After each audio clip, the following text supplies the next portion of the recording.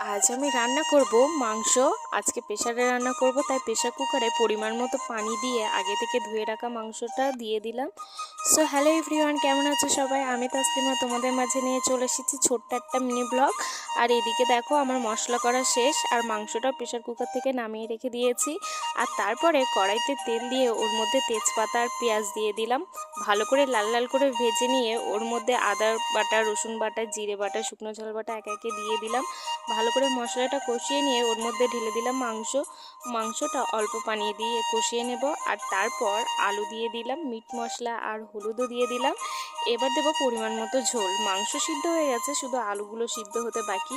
কিন্তু রান্নার লাস্ট ফিনিশিংটা আর তোমাদেরকে দেখাতে পারলাম না। হঠাৎ করেই বড় মাকে ব্যাংক থেকে ফোন করেছিল কেওয়াইসির জন্য, ব্যাংকে যেতে হবে, তাই আমিও চলে গেছিলাম ওদের সাথে।